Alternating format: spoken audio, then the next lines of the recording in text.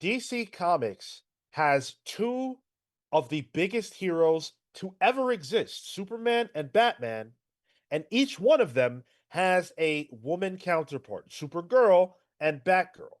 Now, Supergirl already has had a movie, even though it wasn't, didn't do gangbusters, but Batgirl never has. And while she was supposed to have a movie, we know what WB did to that. They shelved it and completely deleted it from existence. I don't know what you're talking about, Sean. There was never a movie. There was, Hey, as far as David Zaslav's taxes are for, there was no movie. listen, you know how I know that either there was a movie, either there was a movie, or the woman who was going to play Leslie Grace was cosplaying as Batgirl because I saw her in that costume, and for what it's worth, she looked amazing in it. But what we are here to talk about is whether or not and how DC has managed to fumble Batgirl. It sounds like a slam dunk. You have Batman, arguably the most popular character ever created. You have a woman counterpart and several iterations of Yeah, her, and they can't seem to get it off the ground in a mass media sense. Why? it's a weird one because like if you think about it, like if we go back when DC characters were first getting introduced in media, I think of the Adam West '66 Batman. Batgirl was there. It was Robin first, obviously, but Batgirl was not far behind. And even going up till shoot, like she was pretty prominent in the animated series, and she was Alicia Silverstone and Batman and Robin, and then nowhere. It's weird because in the comics, Batgirl has always been around. Whether that's Barbara Gordon being Barbara Gordon being Oracle, or it's Cassandra Cain, or it's Stephanie Brown. I almost said Stephanie Phillips. Oh, Oh, Stephanie Black Arrow. We know where your mind is. it is Tuesday. So like it's weird because I think like it's such an iconic role. Like even though she, like in terms of like the non comic book medium landscape, I'm sure if you tell people to name DC characters, she's number 4 or 5 for most people. and And and I would say that's true. Like even if you've never been a huge Batgirl fan, just the fact of her proximity to Batman, yes, she is it's Batgirl. It's just like yeah, you can even take a wild guess and get it right. yeah.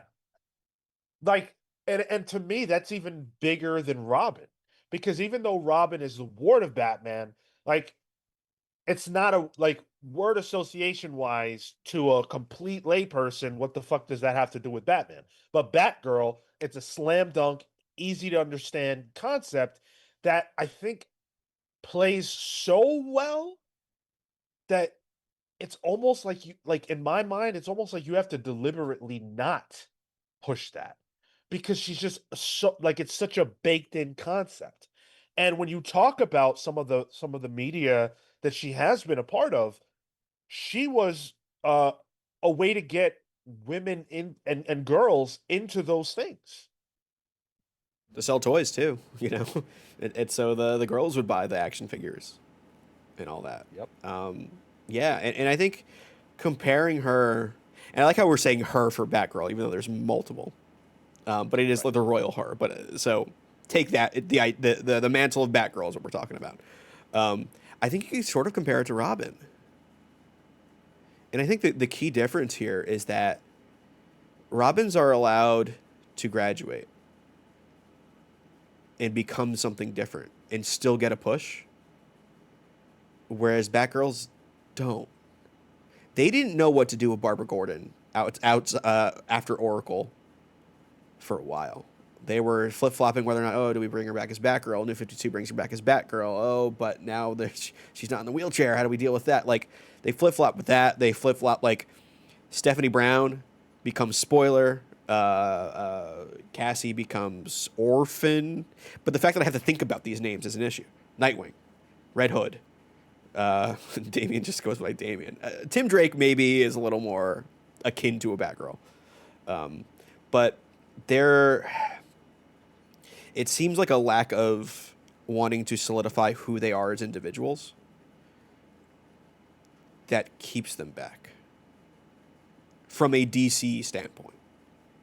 So I think the thing that's interesting with Batgirl to me is that the majority of the time when somebody says Batgirl, a person who says that knowing anything about the character, they're talking about Barbara Gordon. E- Even if they don't know they're talking about Barbara Gordon, that's who they're talking about. Even as you said that, Batgirl currently, the Cassandra Cain book, I'm loving. When you said when you think about Batgirl, I thought of the red hair. Right. Yeah, And so even though Batgirl has been a mantle, like not the same way that Batman is, but there are other Batgirls. There have been other Batgirls.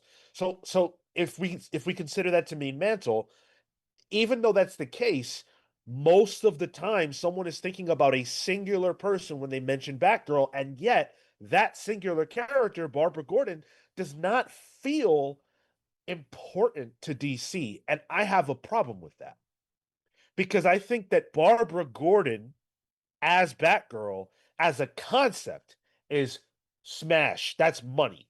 look at the what was it, Brendan Fletcher and Babs Tar run, Yeah. the Batgirl of Burnside, uh, killed. That was one of those books to break the non-comic book reader mold. I feel, that started selling Doc Martens that were yellow. You know what I mean? Like that was DC's Carol Core at a certain point. When the fandom audience was there, they were all into Batgirl Burnside. I loved Batgirl Burnside. It kind of really kicked Babs Tarr's career off. And I would now, say it absolutely did. oh yeah, 100% did. And now she gets to do whatever the hell she wants. Um, even though it's not She's comics, but. making horny stickers, like Oh, I have some on a cup over there. I got some Baldur's Gate ones. I joined that fan club, yeah. Um, and like good for her, but like it was a big deal. And I think they had something there and then they didn't. well, let's talk about that because the problem that I see with Batgirl is actually a lack of commitment to who Batgirl is. And when I say I should start saying Barbara, because I'm really talking about Barbara right now. Tyler brought it up earlier, the Oracle situation. With Killing Joke, we saw, the Joker shoot her and whatever else happened in that room, and she was paralyzed. And then she became Oracle. She wasn't going to take that lying down. She wasn't going to stop being a hero. She was just going to have to do it in a different way. And so she became Oracle, and she was kind of like the man in the chair for Batman and the Bat family for many years. And there are a lot of people who started reading comics with her never actually being Batgirl. She was Barbara Gordon Oracle in Birds of Prey, Gail Simone's run. And for both of us, she was Barbara Gordon Oracle when we started reading comics. Yeah. Yeah, when I first got into DC, that's who she was. But what that did, and what the New 52 furthered when it removed her from the chair and Gail Simone brought her back into the Batgirl costume, is it segmented the audience. Now, there are people who are fans of Batgirl or Barbara who only want to see her as Batgirl. And then there are other people who only want to see her as Oracle and feel like her not being Oracle is actually um anti-representation and disrespectful to the disabled community who she became a representation of once, what happened to her happened. Okay, so do you think the choice to make her the Batgirl in New 52 was a bad move? No, I think it was a great choice because I Okay. think Barbara is Batgirl. And I think that is, and this is just me, but I think that's the way to get the most mileage out of the character. I don't think any of the other characters who have been Batgirl have that same ability to cross over the way that I think Barbara does. She has the connection to Batman by being Jim Gordon's daughter, which can create a lot of interesting conflict, and we've seen that play out countless times. She's grown up around police activity, so she's close to it. She's also the most developed of any of the other women who have been Batgirl over the years. And she has the historical cachet with people who associate her with Batgirl. So to me, I think making her Oracle, like, I get the choice, and I'm not saying it was like a wrong decision, but I think it's what created the problem. And I think we're seeing what the problem is currently in the comics with her. Like, I love Kelly Thompson's Birds of Prey run. I don't know if you're still reading it or not, Sean, but Yeah. yeah, it's so damn good. But Barbara's role in it is strange. You know, she's Oracle, but then she's Batgirl, and it's a real trying to have your cake and eat it too situation that she feels in this weird liminal middle ground. It's like she can't fully commit to either side. Um, which, like, if we're talking about the current comics, the Cassandra Cain book, the Batgirl book solo, phenomenal. And like, she's more of the Batgirl in the current, universe. Um, it's weird because like they'll have her dress up as purple Batgirl costume whenever they want her to, whenever she needs to talk to Nightwing, you know, or special guest in someone else's book. But it doesn't feel like it's fair to the character in so I think much it that you can be diminishes fair to a fictional character.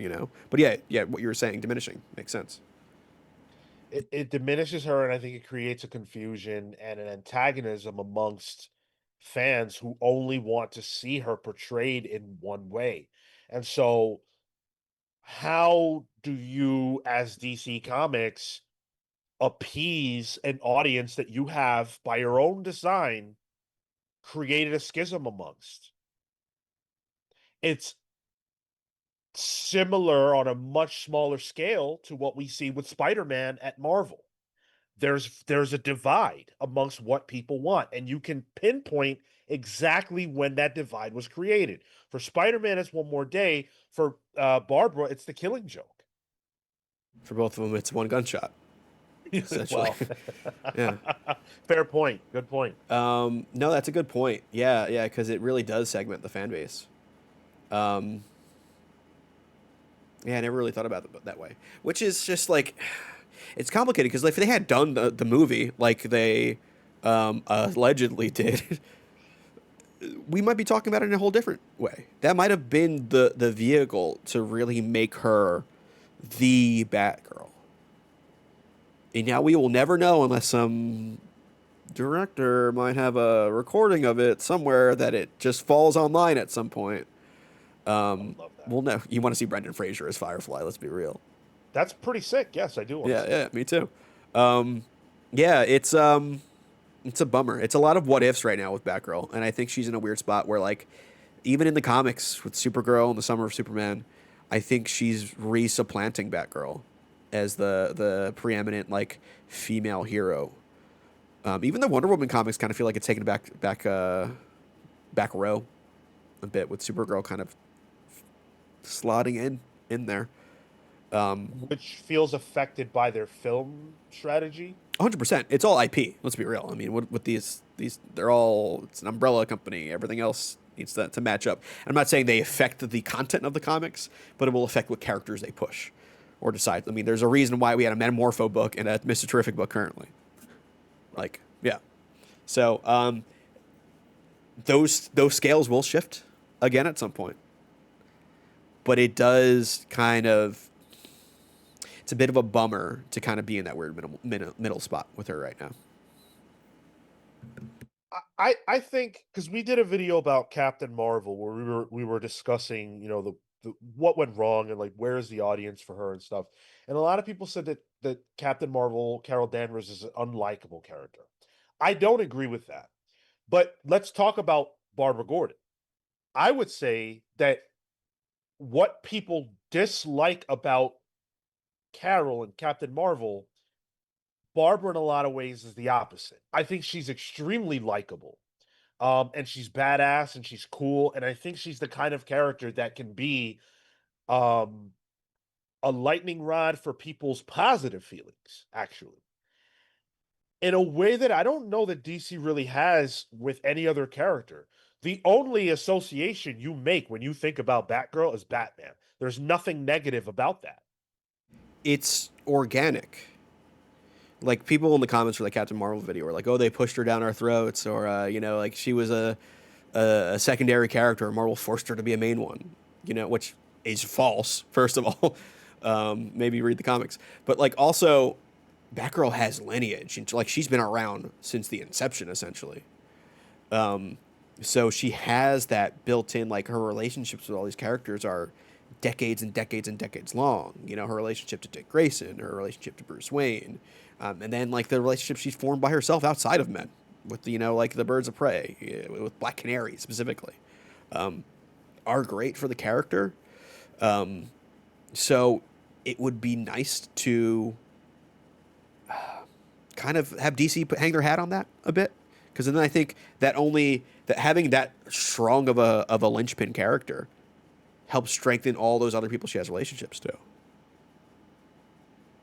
And that could be a launching pad for some of those Yeah, characters. like a successful Black Canary situation or another.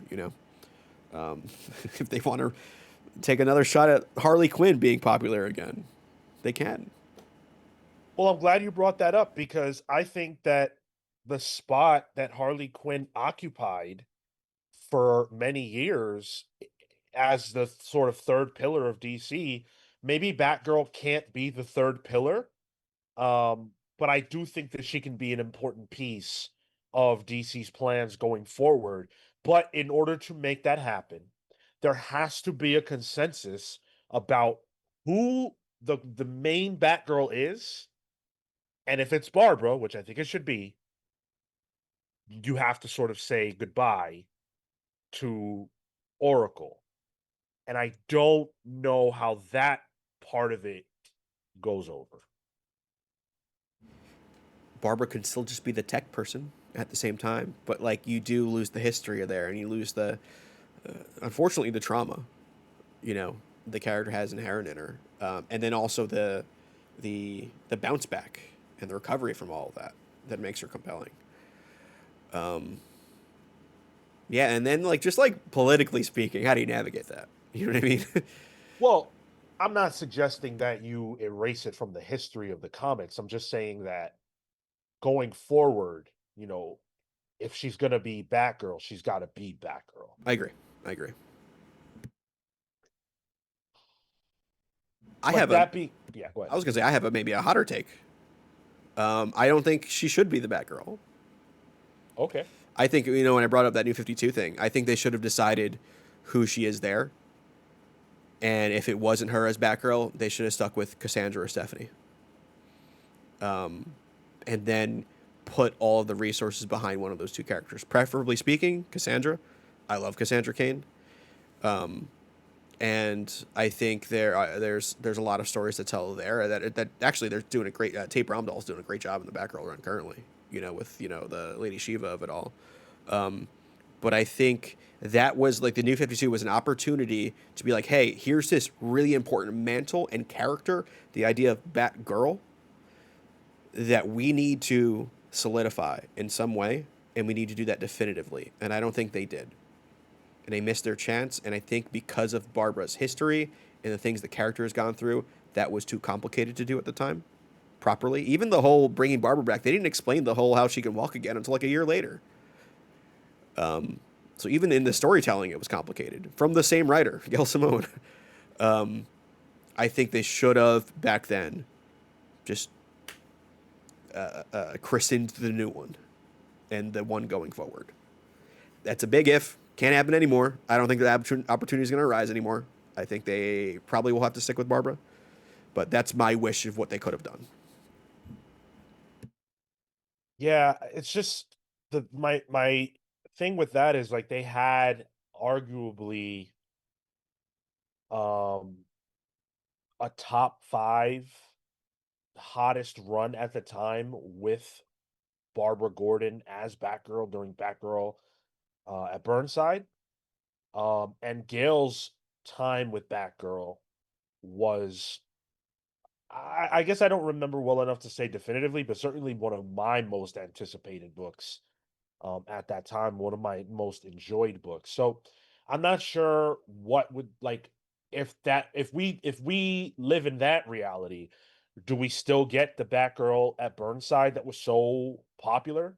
Probably not. And then we also wouldn't have a movie that never was made with her design, you know? Like, Right. It's what like has that got us anyway? Here is what I'm trying to get at, you know? we flew so close to the sun, and it felt like we were right there at the precipice of, okay, this character has a chance to be Yeah. something really big.